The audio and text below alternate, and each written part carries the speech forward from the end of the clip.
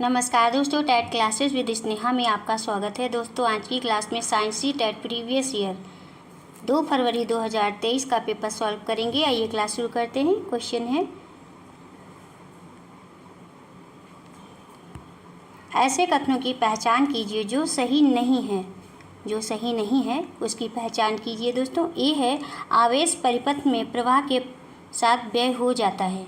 B है आवेश अत्यधिक गति के साथ परिपथ में प्रवाहित होता है। सी ऑप्शन है, यह प्रकाश का बल्ब गतिमान आवेश की वैद्युत ऊर्जा को ऊर्जा के अन्य रूपों में बदल देता है। डी है, तारों में आवेश वाहक साधारणतया तारों के परमाणुओं के इलेक्ट्रॉन होते हैं। इस क्वेश्चन का कौन सा ऑप्शन सही हो जाएगा दोस्तों? इस क्वेश्चन का कौन सा ऑप्शन सही होगा दोस्तों? इस क्वेश्चन का ए ऑप्शन सही हो जाएगा। ए और बी।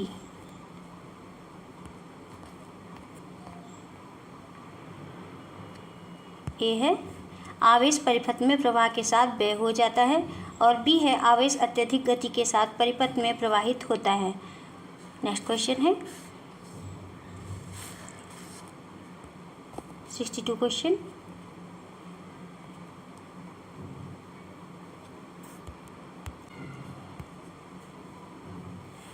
दो दर्पण ए और बी एक दूसरे के समकोण पर स्थित हैं। अगर प्रकाश की एक किरण दर्पण ए को सामान्य से 30 डिग्री पर टकराती है और फिर दर्पण बी से टकराती है, दोनों दर्पणों ए और बी से परिवर्तित किरण के परावर्तन के कोण का पता कीजिए दोस्तों।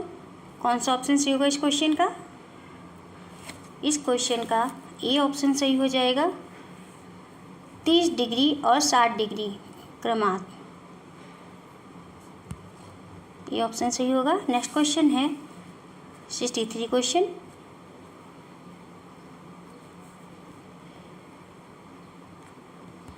गर्मियों में 30 डिग्री सेल्सियस और सर्दियों में 3 डिग्री सेल्सियस पर आइसक्रीम को पिघलने से बचाने के लिए आप किस सामग्री का चयन करेंगे?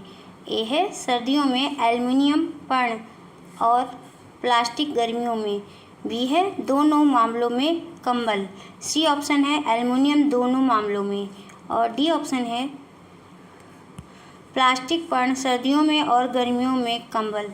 इस क्वेश्चन का कौन सा ऑप्शन सही होगा दोस्तों?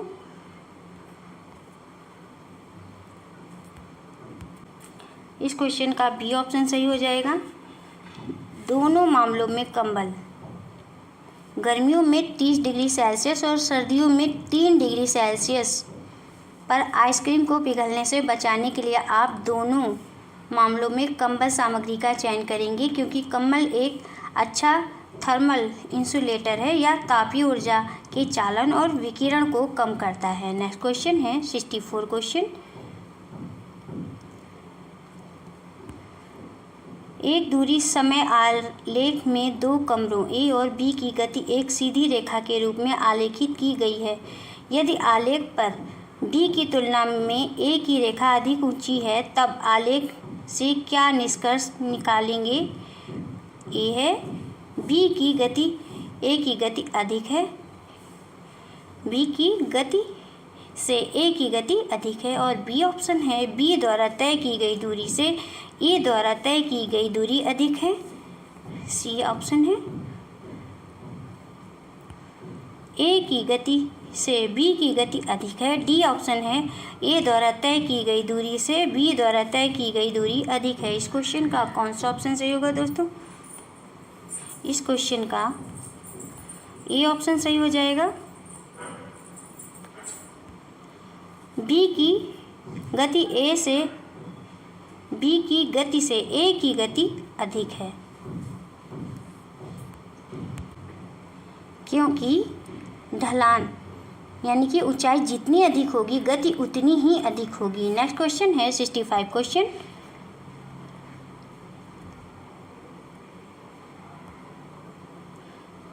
क्वेश्चन है, निम्न सारणी में पदार्थों की और उनके संबंधित घनत्वों की सूची दी गई है। पदार्थ है पारा, घनत्व एक तरफ है पदार्थ, दूसरी तरफ है घनत्व। क्या होगा अगर पारे और मक्के के तेल में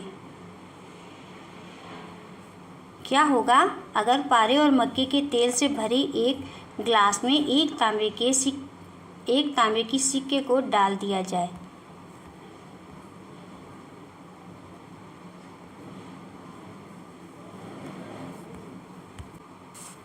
सारणी में वर्णित पदार्थों की और उनके संबंधित घनत्वों के तहत यदि पारे और मक्के के तले से भरे एक ग्लास में एक तांबे का सिक्का डाला जाए तो सिक्का पारे पर तैरेगा और मक्के के तेल से भरे ग्लास में डूब जाएगा।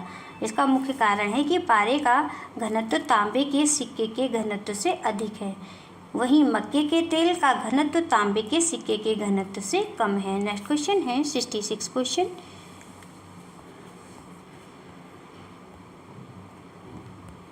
निम्नलिखित कथनों पर विचार कीजिए तथा सही विकल्प का चयन कीजिए दोस्तों। अभिकथन, कंपन का आयाम जितना अधिक होगा उतनी ही ध्वनि उच्च होगी। कारण है कंपन की आवृत्ति जितनी ऊंची होगी तारतम्य भी उतना ऊंचा होगा। इस क्वेश्चन का कौन सा ऑप्शन सही होगा दोस्तों? ए ऑप्शन है।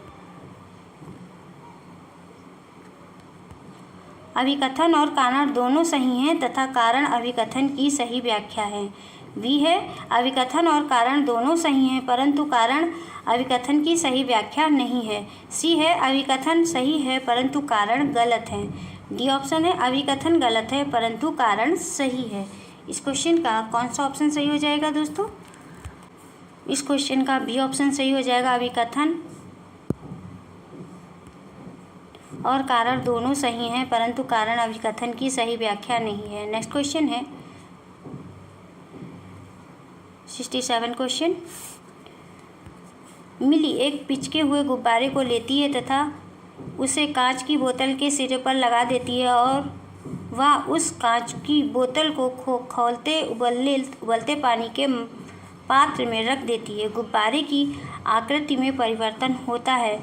यह गतिविधि क्या प्रदर्शित करती है? ए ऑप्शन है गर्म होने पर बोतल के अंदर की हवा वायु घटती है। बी है गर्मी गुब्बारे के अंदर उच्च दाब उत्पन्न करती है। सी है गर्म होने पर बोतल के अंदर की हवा वायु बढ़ती है। डी है गर्मी बोतल के अंदर की हवा वायु को प्रसारित करती है। इस क्वेश्चन का कौन सा ऑप्शन सही होगा दोस्तों? इस क्वेश्चन का डी ऑप्शन सही हो जाएगा। गर्मी बोतल के अंदर की हवा वायु को प्रसारित करती है।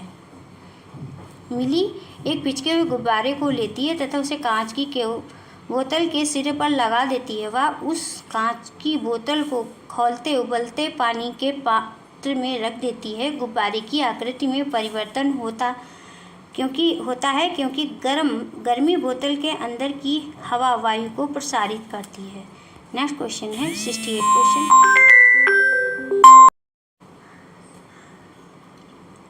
68 क्वेश्चन है एक प्रयोग में दो रंग विहीन घोलों M और N के नमूने लिए गए। हल्दी मिलाने पर घोल M पीला हो जाता है तथा N ईंट लाल रंग का हो जाता है। M को N में डालने पर लाल रंग क्रमशः धीरे धीरे क्षीण हो जाता है। आप M और N की प्रकृति के संबंध में क्या निष्कर्ष निकालेंगे दोस्तों? इस क्वेश्चन का कौन सा ऑप्शन सही होगा? इस क्वेश्चन का बी ऑप्शन सही हो जाएगा। M अम्ल है और N क्षार है। नेक्स्ट क्वेश्चन है 69 क्वेश्चन।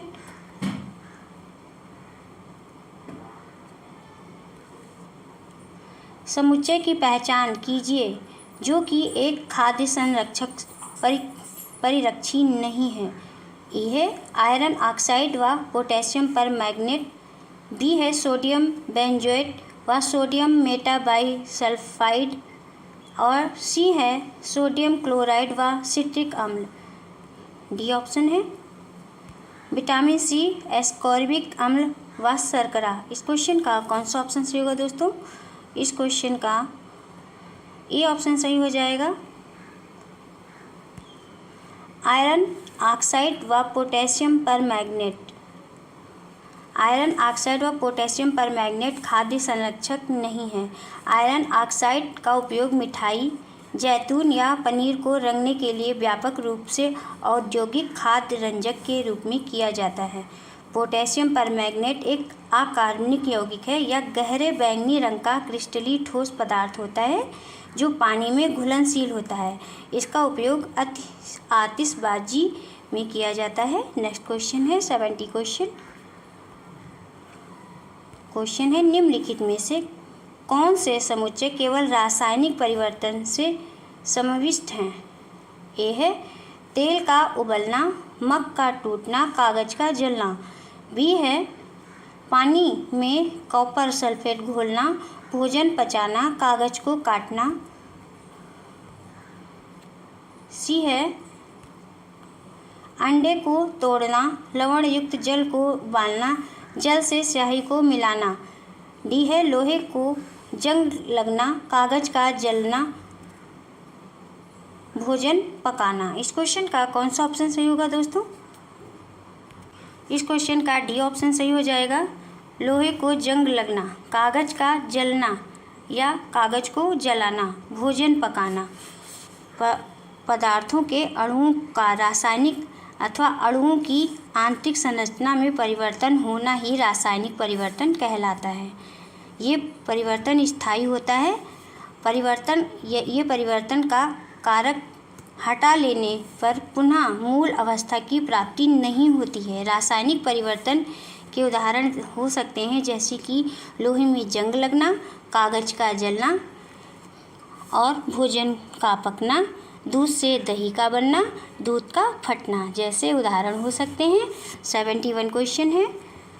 नेक्स्ट क्वेश्चन 71 क्वेश्चन है दोस्तों। निम्नलिखित कथनों पर विचार कीजिए तथा सही विकल्प का चयन कीजिए। अभिकथन है अगर एक लोहे के ब्लेड को नीले कॉपर सल्फेट घोल में डाला जाए तो तांबा लोहे के ब्लेड पर जमा हो जाएगा। कारण है तांबे की तुलना में लोहे की अभिक्रियाशीलता अधिक होती है, तभी कॉपर सल्फेट घोल से तांबा विस्थापित हो गया। इस क्वेश्चन का कौन सा ऑप्शन सही होगा दोस्तों? ए ऑप्शन है अभिकथन और कारण दोनों सही हैं तथा कारण अभिकथन की सही व्याख्या है। बी है अभिकथन और कारण दोनों सही हैं परंतु कारण अभिकथन की सही व्याख्या नहीं है। सी है अभिकथन सही है परंतु कारण गलत है। और डी है अभिकथन गलत है परंतु कारण सही है। इस क्वेश्चन का कौन सा ऑप्शन सही होगा दोस्तों? इस क्वेश्चन का ए ऑप्शन सही हो जाएगा। अभिकथन और कारण दोनों सही हैं तथा कारण अभिकथन की सही व्याख्या है। यदि लोहे के ब्लेड को नीले कॉपर सल्फेट के घोल में डाला जाता है तो तांबा लोहे के ब्लेड पर जमा हो जाता है। इसका मुख्य कारण है कि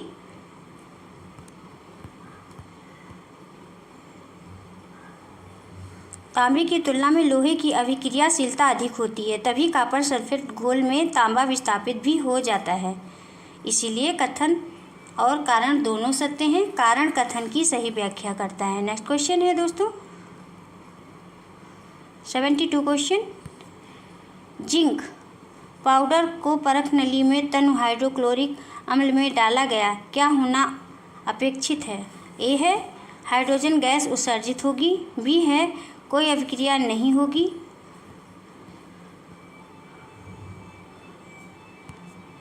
सी है परख नली ठंडी हो गई। डी है तीव्र अभिक्रिया हुई। इस क्वेश्चन का कौन सा ऑप्शन सही हो जाएगा दोस्तों? इस क्वेश्चन का डी ऑप्शन सही हो जाएगा। ए और डी। ए है हाइड्रोजन गैस उत्सर्जित होगी और डी है तीव्र अभिक्रिया हुई। नेक्स्ट क्वेश्चन है 73 क्वेश्चन।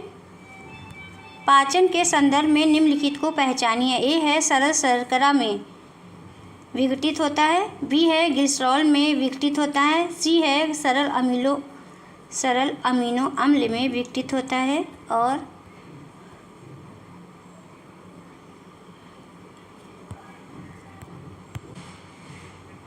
ए, बी और सी क्रमशः हैं। क्या है दोस्तों? इस क्वेश्चन का सी ऑप्शन सही हो जाएगा। ए कार्बोहाइड्रेट, बी वसा है और सी प्रोटीन है। पाचन के संदर्भ में जो सही सुमेलित है वो है सरल शर्करा में विघटित होता है, उसे कार्बोहाइड्रेट कहते हैं। ग्लिसरॉल में विघटित होता है, उसे वसा कहते हैं, और सरल अमीनो अम्ल में विघटित होता है, उसे प्रोटीन कहते हैं।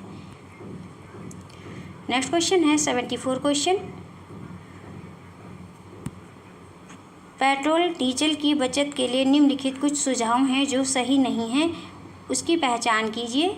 ए है जितनी दूर तक संभव हो मध्यम गति से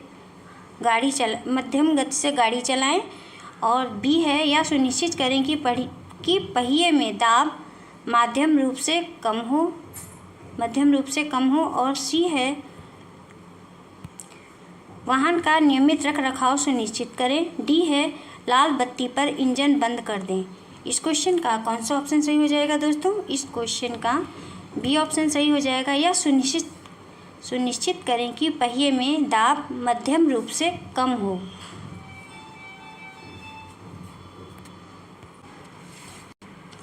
नेक्स्ट क्वेश्चन है 75 क्वेश्चन।